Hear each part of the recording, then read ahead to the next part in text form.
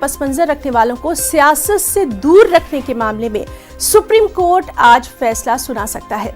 Justice रोहंटन Nariman और justice S Ravindra Bhatt की bench आज ये फैसला सुना सकती है।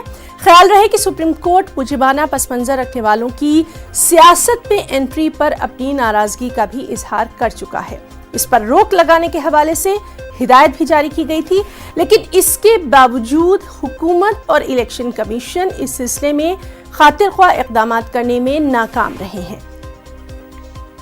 और चलिए सीधे रुख करेंगे हम हमारे साथी सुशील पांडे का। सुशील, काफ़ी अहम है आज का दिन, क्योंकि बहुत अरसे से ये बात होती रही है कि कम से कम सियासत को तमाम जो जराइम हैं, तमाम जो क्रिमिनल माइंड रखने वाले लोग हैं, उनसे पाक रखा जाए, और सुप्रीम कोर्ट इस मामले में काफ़ी सख्त भी नजर आ रहा है। तफसीलात।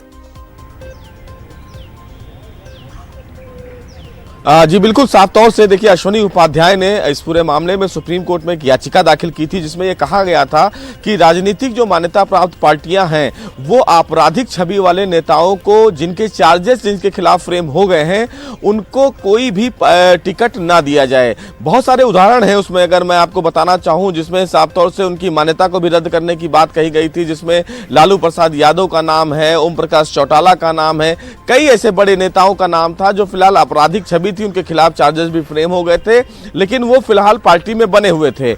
इसके बाद फिलहाल सुप्रीम कोर्ट में जब याचिका दाखिल की गई तो यह कहा गया कि उन तमाम लोगों के सदस्यता को भी रद्द कर देना चाहिए और आने वाले समय में उन लोगों को टिकट भी नहीं देना चाहिए। सुप्रीम कोर्ट ने इस पूरे मामले में केंद्र सरकार को यह निर्देश दिया था और साथ ही साथ चुनाव आयोग को यह निर्देश दिया था कि तमाम जो पार्टी है, मान्यता प्राप्त पार्टी, वो अपनी वेबसाइट पर उन तमाम नेताओं का नाम पब्लिश करें और ये बताएं कि उनके खिलाफ कौन कौन से केसेस पेंडिंग हैं। और आपको याद होगा शना कि इसी बाबत सुप्रीम कोर्ट ने ये आदेश दिया था कि देश भर में तमाम ऐसे कोर्ट बनाए जाएं जहां पर एमपी और एमएलए के जिनके चार्जेस फ्रेम हो चुके हैं, जिनके खिलाफ मुकदमा है, वो 1 साल के भीतर निपटाया जाए।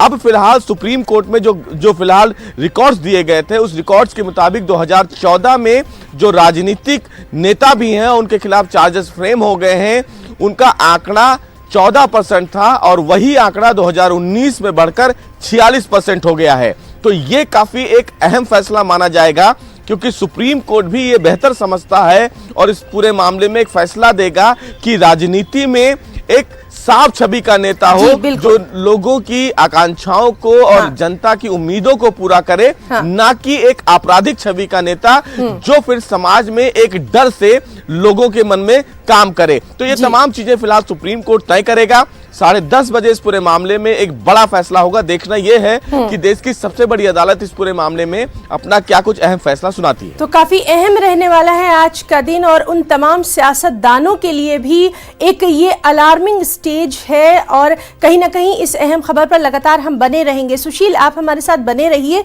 एक और अहम खबर से हम अपने तमाम नाज़रीन को रूबरू करवा दें, निर्भया के ताल्लुक से है, इस पर भी हम आपसे तफसील लेंगे। जी हाँ, निर्भया के मुजरिमों की डेथ वारंट पर आज पटियाला कोर्ट में समाअत होना है। सुप्रीम कोर्ट ने